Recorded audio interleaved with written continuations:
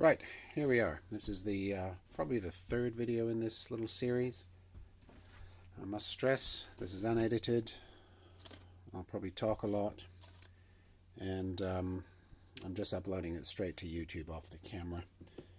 It's not a tutorial. I'm no Dellorto engineer or expert or anything. I'm just rebuilding the Dellorto PHM40 carbs off my Ducati 900SS Bevel. They were sort of the last item that I didn't do. Apart from perhaps I want to check the brake calipers over. That's the only thing I haven't looked at myself so far. That was still done by the previous owner, but I'll check those sometime. That's really all there is.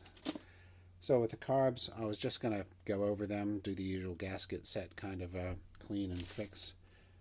But once I got inside, I just decided to go all the way and do it like the rest of the bike. Just renew everything, make it all perfect, research what's supposed to be in it, not rely on what was in it. And also go with a lot of advice from others. And determined which parts I was going to get. I'm looking for a pair of scissors. Where's some scissors?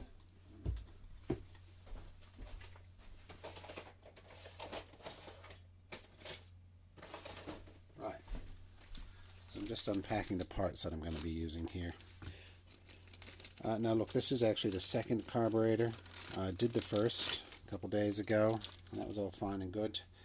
But there were a few steps during that rebuild that took quite a while to sort out, just things I didn't quite know about, and so I wanted to ascertain some things. So the video ended up a bit just too long and silly, so I thought, well, I'll do it with the next video because I've sorted those things out.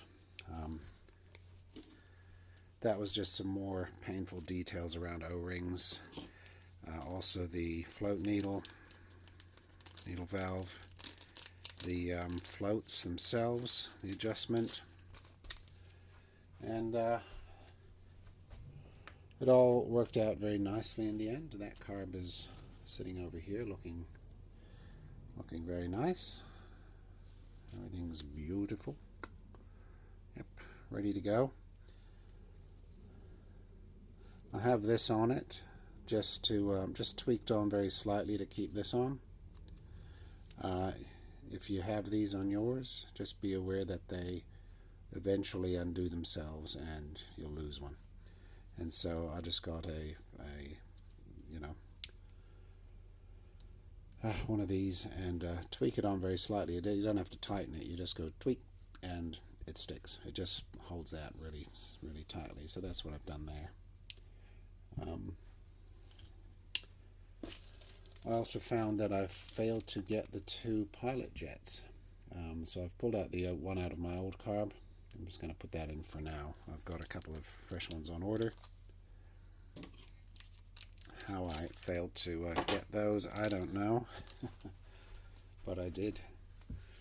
Those are 68s.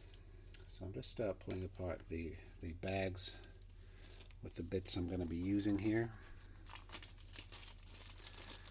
That's the pump jet holder, float axle, I guess. What's that? There's a little bit of flashing on the end of that. Need to get that off there. I also moved my camera around the other side because I think from here I can hold things in front of myself, and then they're in front of the camera, which is on the the far left of the actual phone.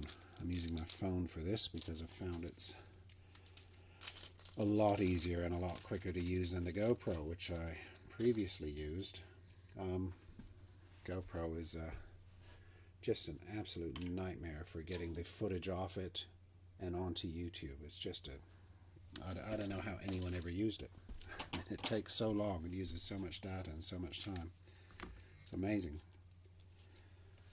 Amazing how bad they are.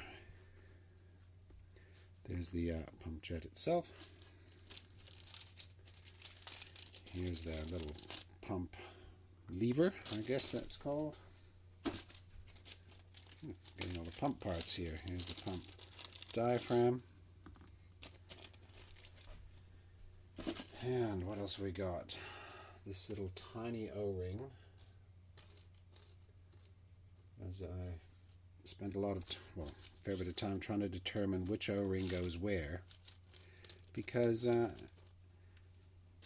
there's nothing that says what goes where, and what I determined through part numbers and the shop is not correct as far as I can tell.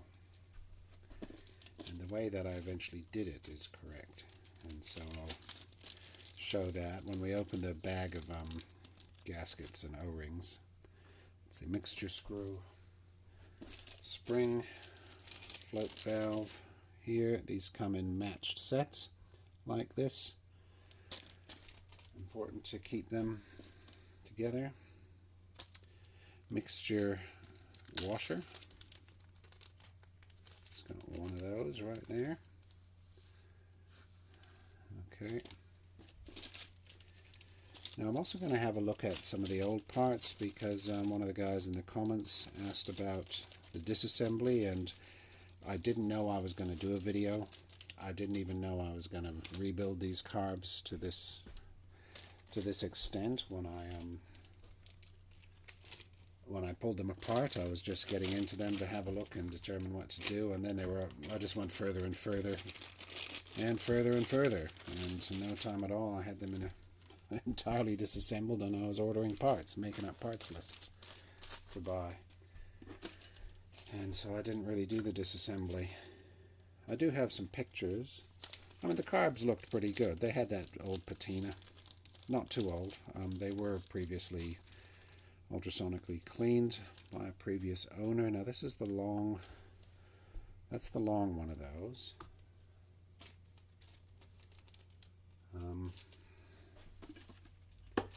Yes, I won't use that. I'm going to use, instead of the long one, this carb, which is the rear carb, is going to get the elbow.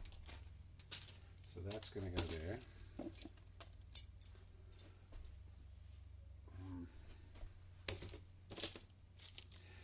These were the wrong mixture screws. These are PHF types, apparently. So I had to reorder those.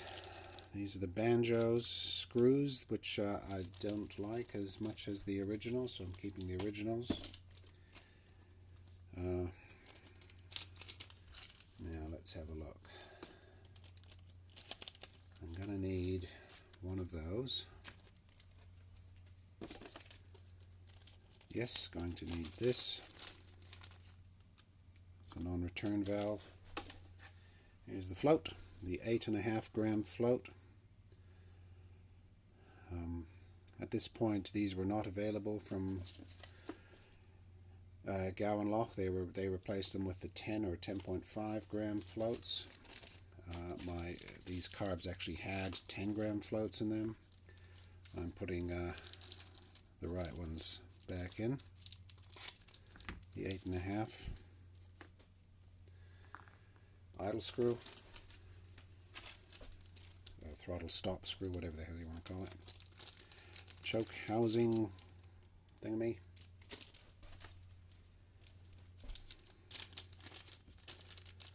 I mean, parts like this were not faulty or were not broken or anything, but were also not aluminium, and so I couldn't just vapor blast them and have them come up nice.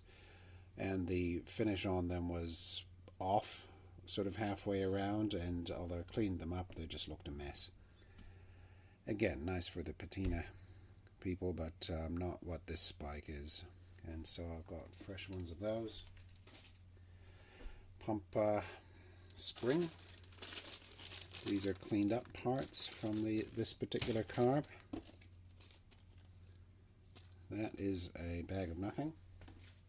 That would have had the main jet in it, which is there. That is the pilot jet that I'm going to put in. And I'm awaiting a couple of 68s to go in. Funnily enough, the jets, these Dellorto jets, you can't get everything everywhere, but these things you can, because they're used in many bikes. local scooter shop had these on their catalog, and they're getting them in. Needle jet. Here's the proper PHM mixture screw. This piece here has got an extra shoulder there when compared with the PHF, and the length of this is different as well. So that's going with that, and with that washer. Here we go. That's going with that and that washer. New banjo filters. There we go.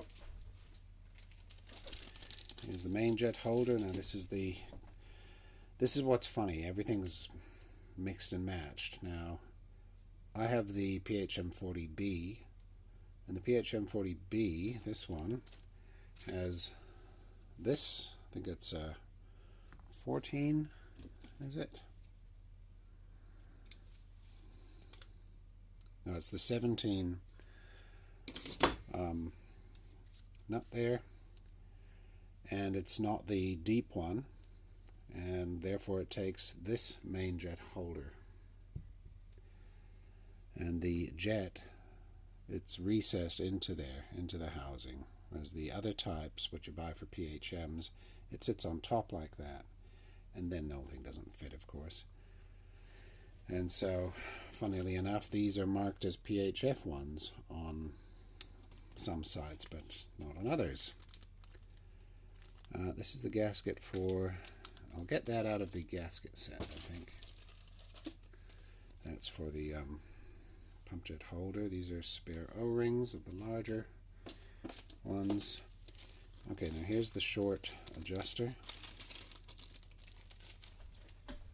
So the short adjuster is for the choke here, and that gets this screw, this nut. There we go. That's how all that's going to go together. And then we have the gasket set itself.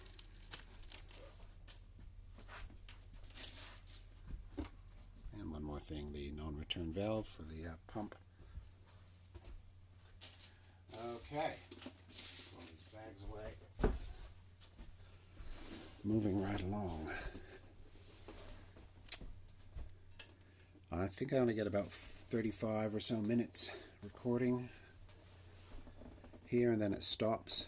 And if I don't finish this before then, and I probably won't, then there'll be a second video. I'll just start it up again when I hear the beep.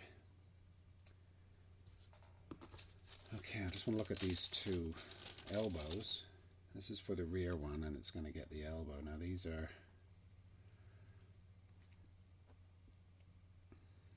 meant to be the same, but I can see one of them has a sharper bend in it. This one, that one's got a sharper bend, so I'm going to use this one, which doesn't.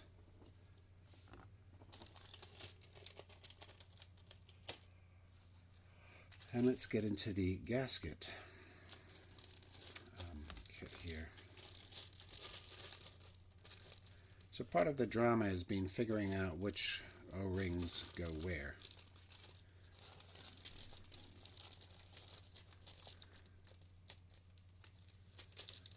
Also of note is that you get this one, which is for the top, for the throttle, the short one of these boot.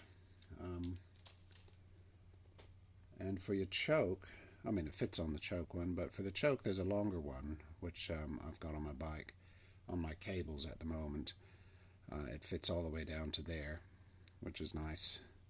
It's just odd that they only give you this, not the other. But then I guess many of the bikes don't have that kind of choke, so maybe that's why. They're all available, all the parts in any case. So that is going to go there. Don't know why it has two. It's a single gasket set for one car, but it's got two of these. Are they the same? Yes, they are. And so did the other one, which is why I've got this one spare here. Oh well, we only need one. Nice to have spares. It's for the float bowl. That's for the top. That's for the pump jet. This will be for the bigger nut. This is for mine. This is for the float valve.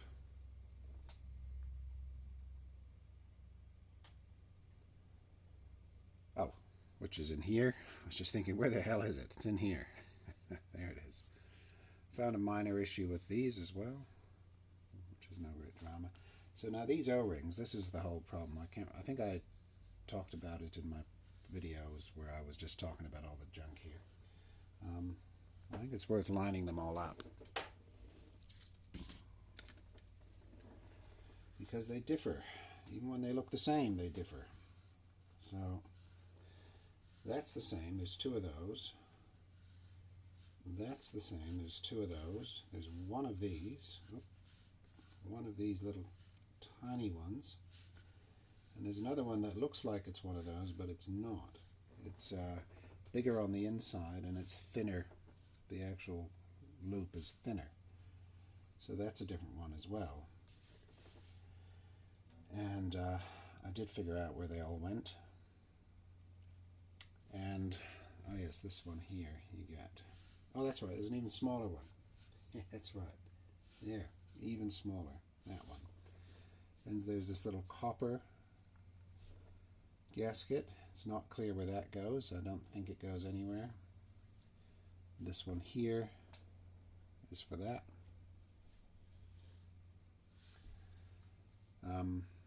That one's for nothing, as far as I'm aware. Just put it up there. And this copper one, the only place I've noticed where it could fit is there. However, I can't see on any, and this is the float valve, but I can't see on any plans, diagrams, that it would be the copper one. The only one it appears to be, could be, is the fiber one. It actually says on one of the parts diagrams, fiber washer. So I'm using that there, fiber washer, which is for the float valve. This here is a flattened staple. Throw that away. Okay. Parts I'm keeping, I cleaned up. This is the whatever the hell you call it. Oh, get out of there. These cleaned up very nicely and are much nicer than the new ones. The new ones have a, I think I showed you that in the previous video, they have a pattern under there. Came up very nicely, so I like that. I talked about the needles, didn't I? Talked about the springs. Spring is very heavy, actually. Once I have it all together, I mean, when I'm using the throttle on the bike, it doesn't seem heavy at all. But if you put your finger down the throat and push it up, it's very heavy. It's a lot of pressure on it, on that spring.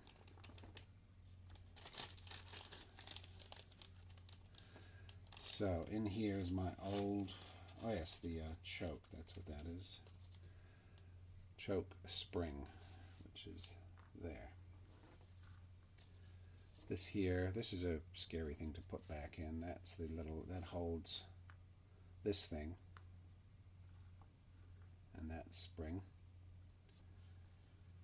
That's probably the only bit I'm worried about breaking. Okay, my new screws are looking very nice. So the old ones, but polished up, looking very nice. Those ones there, complete with their washers. There's my original banjo with the copper washer gasket thing. And this is my original idle mixture washer. I'm going to use the new one, even though the old one here looks a little bit flatter and smoother. But we're just going to use the new one. Screw for the top. Where's the other screw? Oops. That's the other screw for the top. That's the banjo bolt. top is there. And the choke housing. So now what we're missing here is all the bits. Where's the choke? Where's the carb?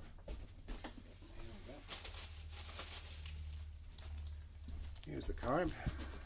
This is how I got it from the vapor blaster.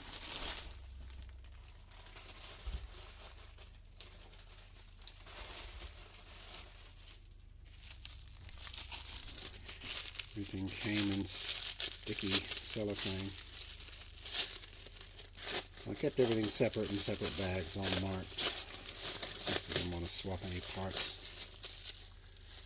Yep, there we go. Strange looking.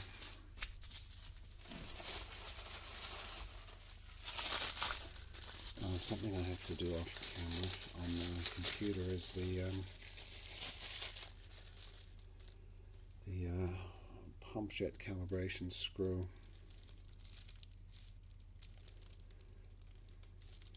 I mean, it's come up like new, except for where something had attacked the casting there. Yep, very nice.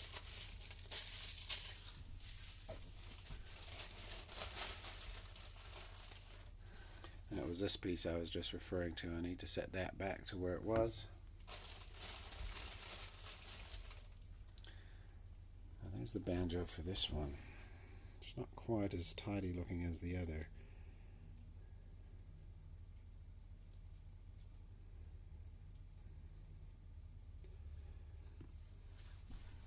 It's fine now.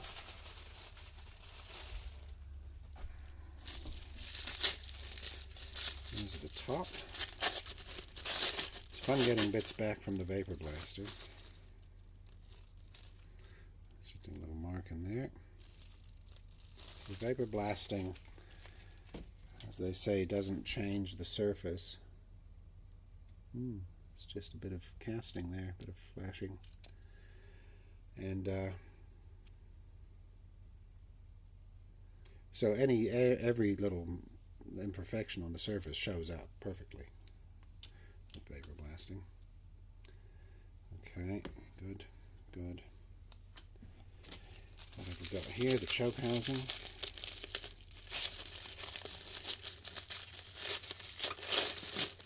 Yeek.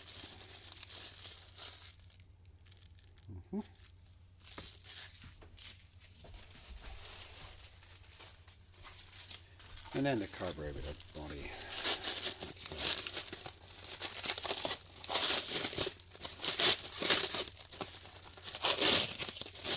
This is very sticky. You might want to wash your hands after this. There we go.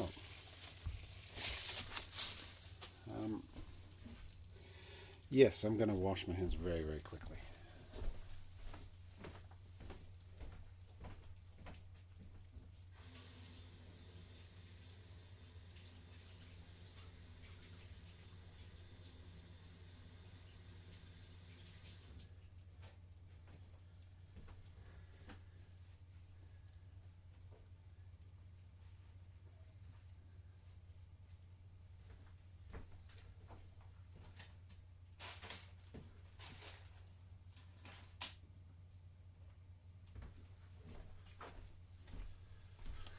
Bringing back some of the old parts here, because I said I'd go over them a little bit more in this video, because sometimes it's like, why replace this part? Well, because looks like this has had a bit of molybdenum, sort of a grease or a graphite grease or something put around it. Nice fresh item. Something I'm going to do with that is give it a little bit of a sand with 600 grit. Take off this sharp edges. Let's do this off the table so I don't get the dust on the table.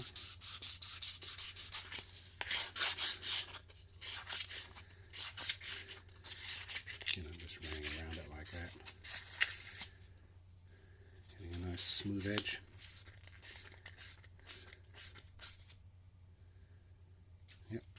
good. And around the outside as well. On this top edge, because there's a lot of flashing. There's such a tight fit, I want to make this go in smoothly. Really tight fit.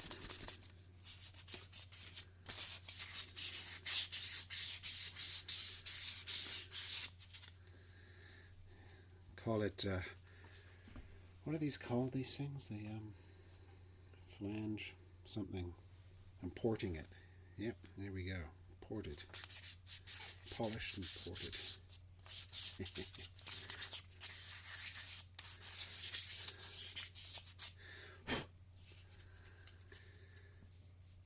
Okay, that feels good.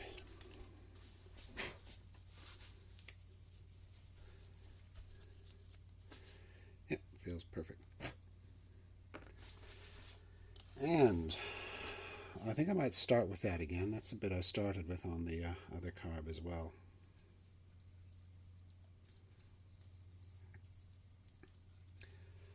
Just going to blow these out. I don't know if this might make a racket on the video.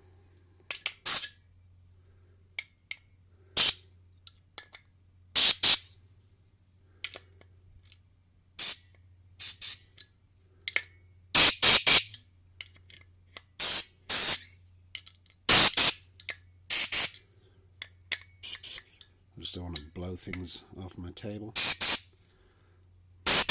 I'm doing it off camera here a little bit.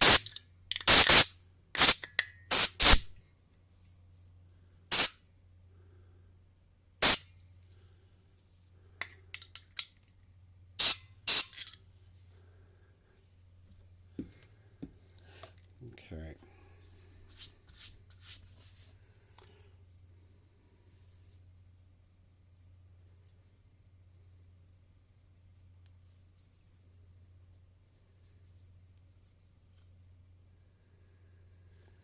I'm just going to get a little bit of carb cleaner.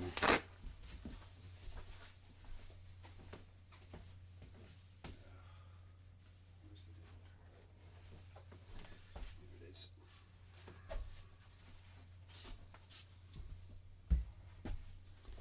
Oh, stink.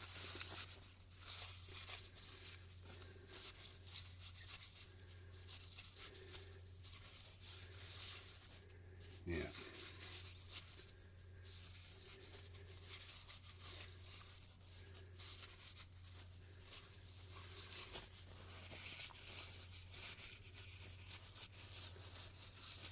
Whoa, what a stink.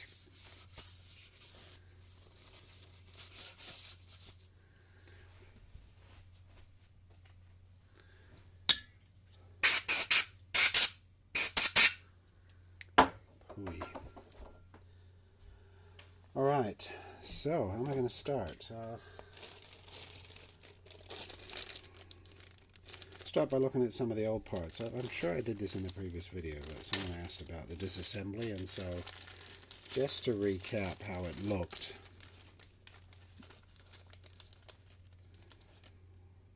You know, that's how it looked.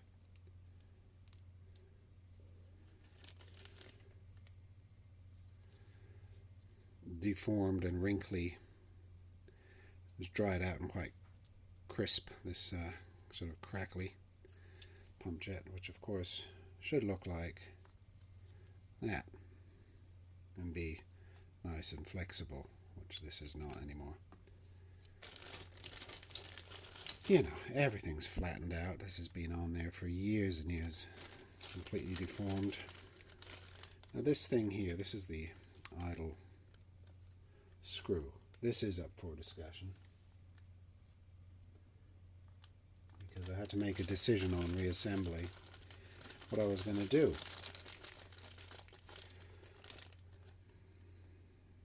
Here's the 152 main jet. I changed to 145, and all the parts are so dinged, you know, from people screwing them in and out. They look a mess. These are the 10 gram floats. I note that this one is a completely different place than the other one, and I found that when I put the floats on, the new one on, and we'll see it again this time, it was so far out I thought, gosh, there might not even be enough room to to tweak it back into line, and there was, but I was a bit worried about that, and I put on the old float valve and the old float just to see where that was, and that wasn't set up either. It just wasn't set up. It was so far off. It's nice to find things that are off, because then you know that when you put it back together to spec, you're actually improving it. This is the old pump jet and pump jet holder. All the gaskets are messed up. The lowering there.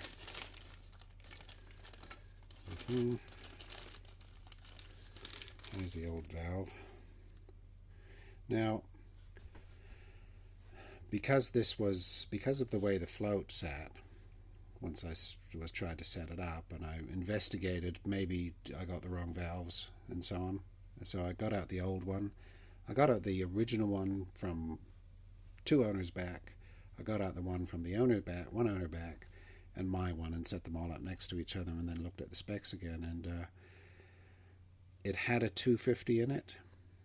Previous person put a 300 in it, but it's a 300 that's got this square section piece.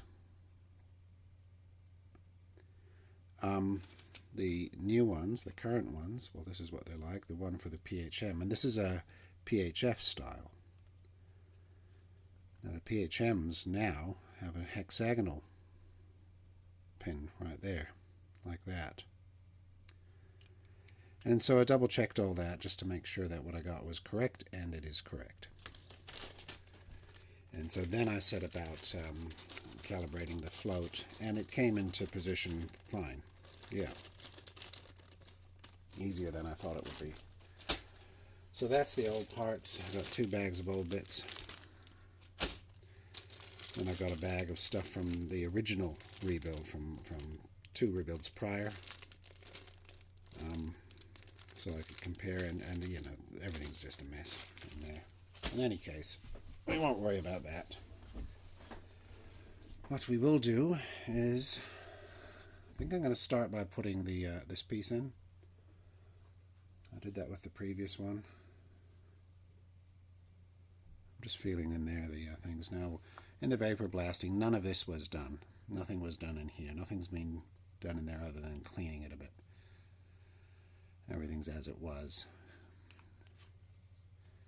Now here, it's such a tight fit that I have to whack it into place with a mallet. And I'm going to do that on a bench nearby, but I'm going to put a bit of silicone around it.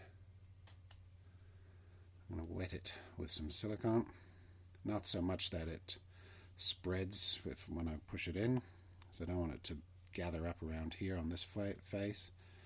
Just want it to make this side wet, a little bit wet.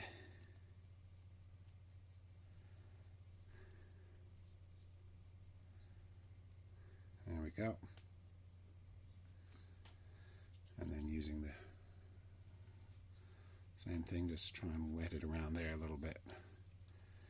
Again, not leaving any in place, because I don't want it bunching up and hitting that hole, you know, the idle mixture escape hole in there.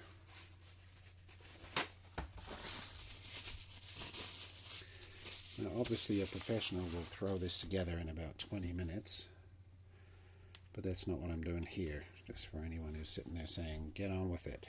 Just scoot forwards if you're bored. Okay, I'm just going to whack this in.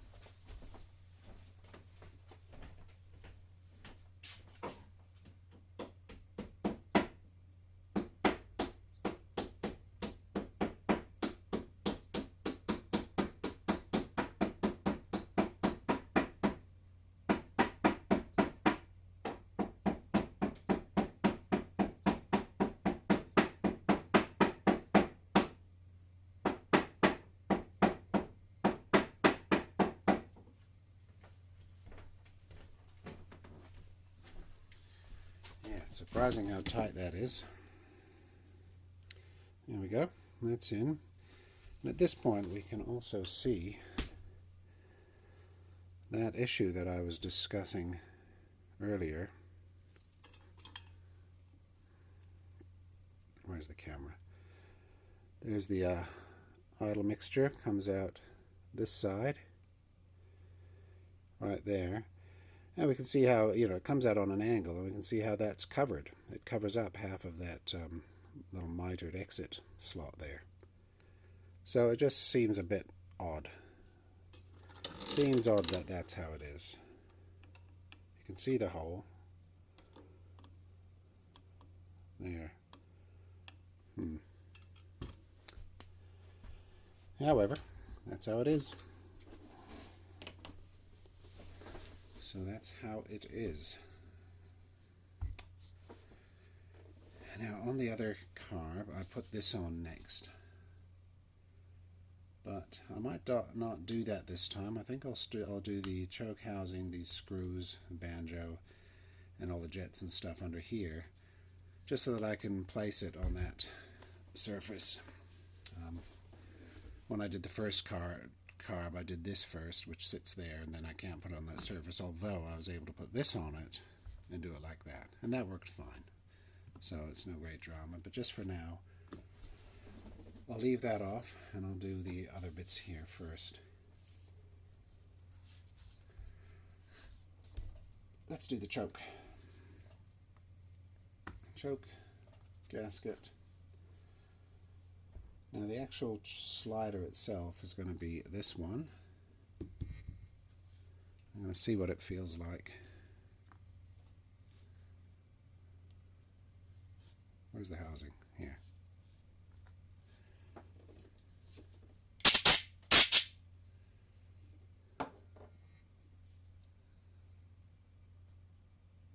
Yep.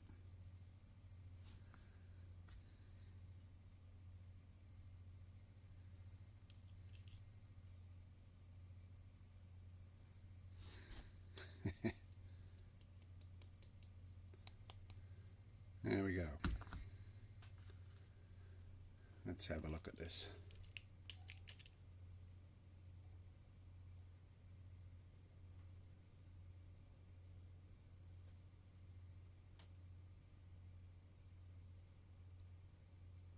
So I can't see any deformation on this one,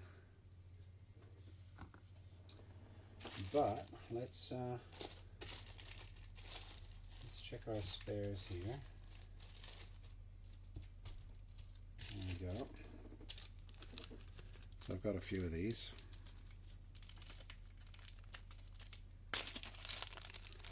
I mean, that one got stuck straight away. I just want one that, it's not going to be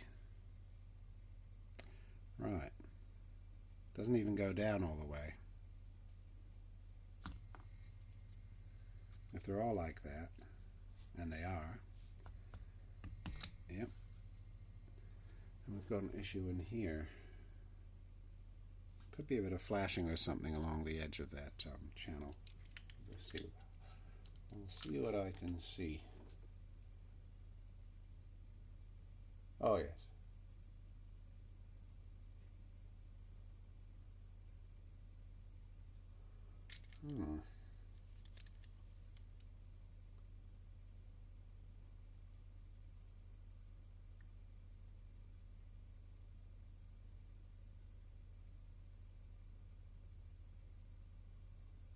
Well, it's not entirely clear.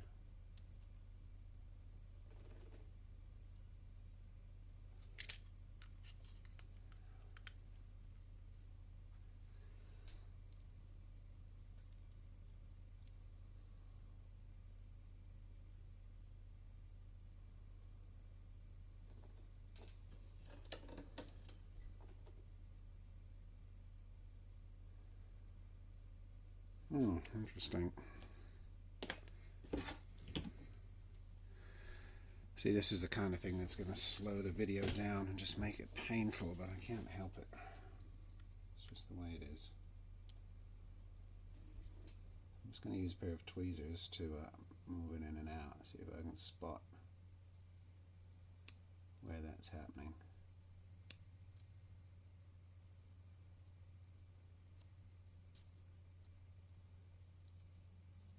I'm just going to go in and out in the same spot. There we go.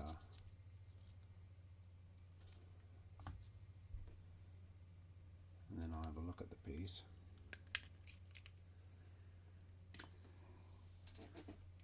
Let's see if I can see where that was